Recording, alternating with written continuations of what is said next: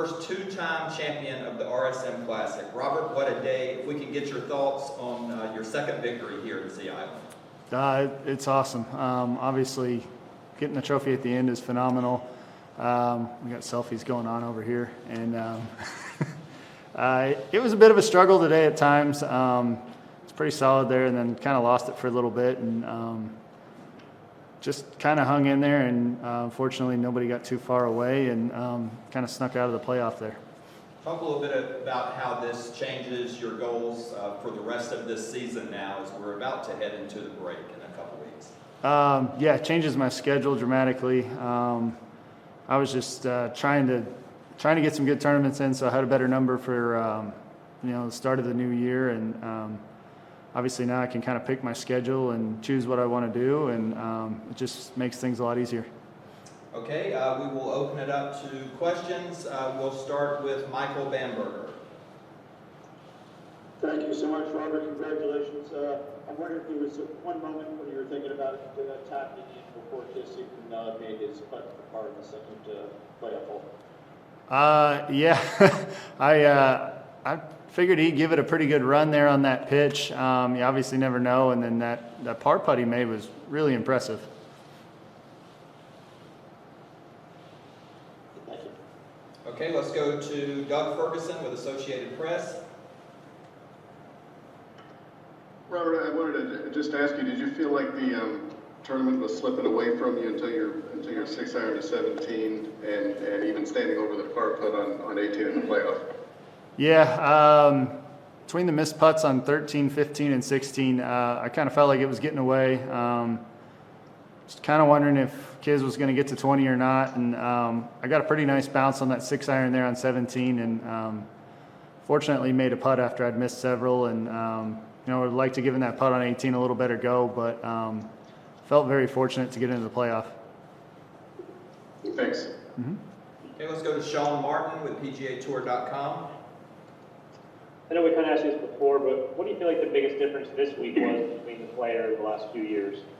I felt like the first 3 days it was my putter. I made a lot of putts. The ball striking got better kind of as the week went, hit some close, and just I felt like I scored really well, and I think I only made 2 bogeys all week, so that was pretty helpful.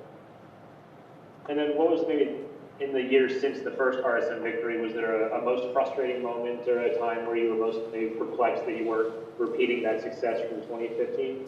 Yeah, it was, I don't know, I guess I kind of expected it would just kind of keep the same trend, and it was tough, and then 2018, I think that was a really difficult year, and then ended up getting that win on the Corn Ferry, and I, kind of treaded water for a little while, and I felt like things were starting to get a little better, and I wasn't quite getting the results, but wasn't expecting this either. Yeah. Thank you. Mm-hmm. Okay, Adam Schupak from Golf Week. Yeah, Robert, did you make a putter change this week, or is that just been your go-to putter all year? I've had that putter for a while. Just been working on some things, and I don't know, for whatever reason, I felt like I was reading the greens well and was making a lot of putts, and sometimes that just happens, I guess, and I capitalized on it.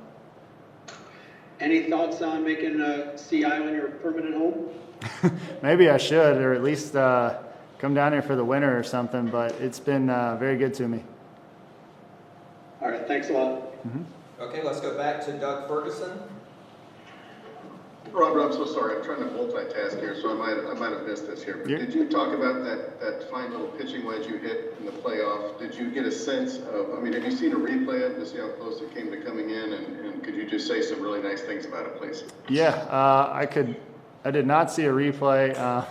We were trying. I kind of sounds like it, but no, we were just. It was 158, and we were planning on the ball, kind of knuckling out of there and jumping, and you're kind of at the mercy of whatever you get, and it came out really well, and I was just hoping it would kind of land soft, and obviously it worked out as good as you could hope for.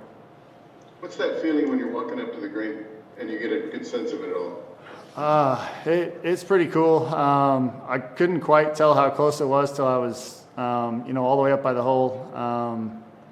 but it, I don't know. It's really nice to sit there and have a little 1 foot putt instead of trying to make a 6, 7, 8 footer. All right, and lastly, and then I'll hang up and listen.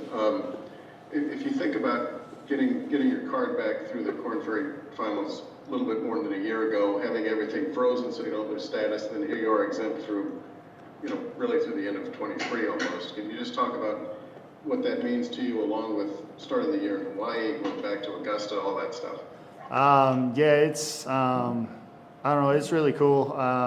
It's been some ups and downs, a lot of downs, and a few good bright spots here and there. And, the way things shook out with COVID, them extending everybody's status was really nice. They could have sent me right back to the Korn Ferry Finals, and had to go back that way. But, it shook out really nice. And then obviously going to Maui and Augusta's pretty awesome. Thank you. Mm-hmm. Okay, let's go back to Michael Bamberger. John, thank you. Robert, do you ever wear a golf glove? No, I think my caddy maybe said I've worn one about 3 times. It's usually raining sideways. Why is it that so many guys do? Why is it that you do not? Just the thing as a kid, I didn't like the way it felt and never really wore one. Just a really old habit from when I was 7, 8 years old. Thank you very much. Mm-hmm. Okay, let's go to Shane Ryan with Golf Digest.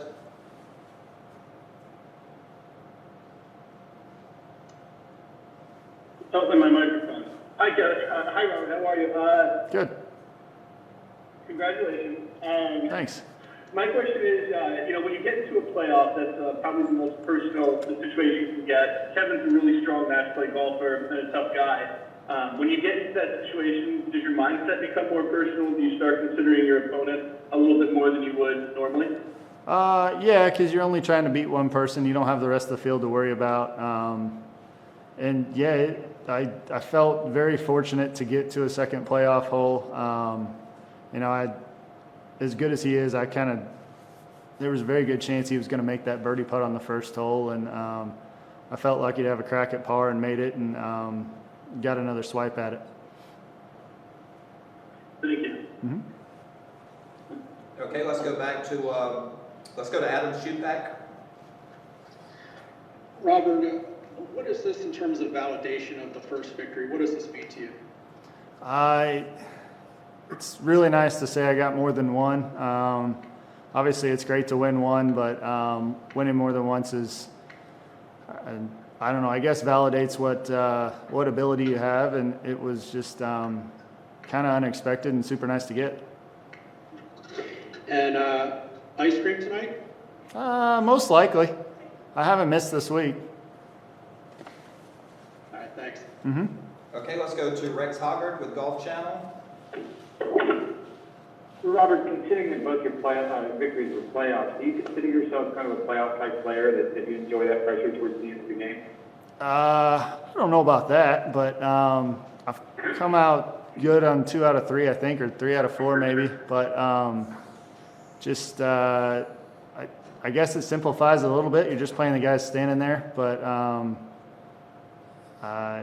it's a little bit different animal. Maybe change what you're doing based on what somebody else does. Did your emotions change when the playoffs started? Yeah, a little bit. I guess because you're done with the round and then you go right back out there, and you're still trying to play the last hole and win a golf tournament. So I guess it's just a little bit different because you got the whole formality of it on the tee, and but I guess once you hit that tee ball, you're kind of back to it. Thank you. Mm-hmm. Okay, let's go back to Sean Martin. You said unexpected. Which one of the 2 wins was more unexpected? Which one was harder, and which one are you more proud of? That's a hard question. I'm here for it. Yeah, I guess getting in a playoff that first go around was very unexpected, and just everything kind of fell my way there. Made a bunch of birdies at the end, and then this one, I guess coming into the week, I'd been playing all right, but you know, to kind of have the lead for that long and you know, I guess get down to the end there, it was pretty satisfying to pull it off. And I guess, I don't know, maybe a little more proud of this one because I got the second one, but they're both pretty great. All right, let's go back to Shane Ryan. Hey Robert, interesting rhythm today where you were pretty steady, but you had people below you shooting 62s, 63s as they kind of came up. What is that like? I mean, probably a lot of us have played in team sports where a comeback is happening and it's sort of a nervy feeling. So if you could describe that, and then was there a point, I don't know, looking at 17, was there a point where you kind of said, okay, it's time to stop coasting, it's time to sort of turn the engine on?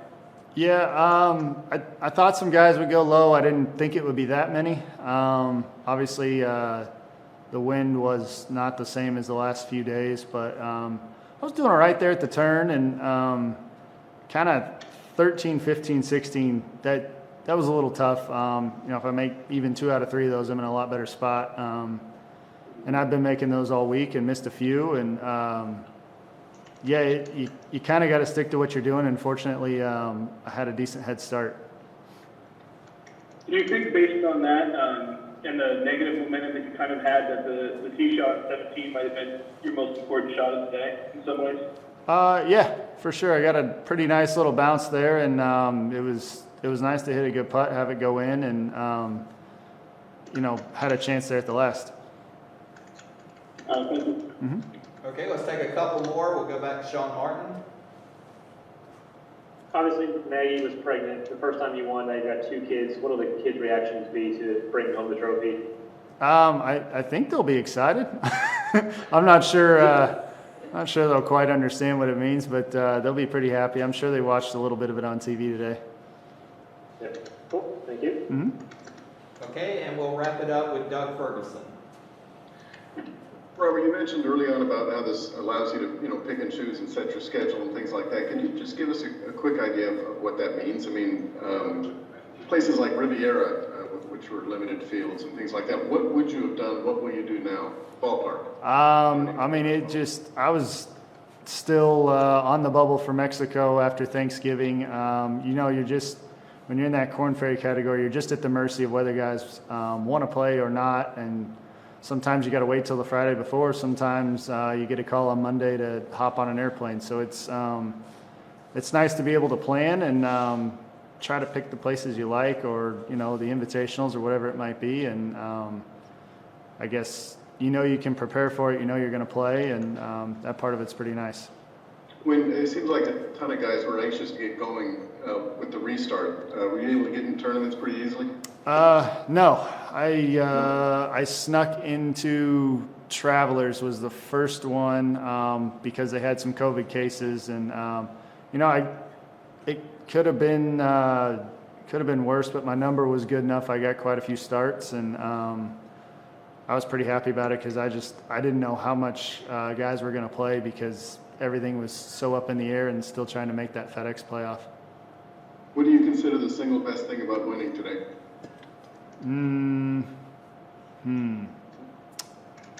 I don't know. You get to do Maui, Augusta, Players, I think PGA. All those are pretty good. Yeah.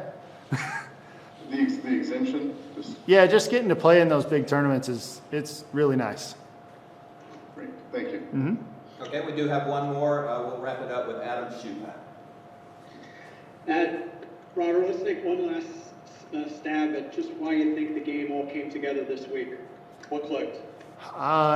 To me, it was just the putter. I had some pretty good spats of ball striking in the middle, but I made some putts early and some good par putts the first round, and then made a good chunk of them coming down the stretch that got me to 5 under on a pretty windy day the first round, and then made a bunch of putts second and third round, and then I missed a few today, but overall, I would say it's the best I've putted in a long time.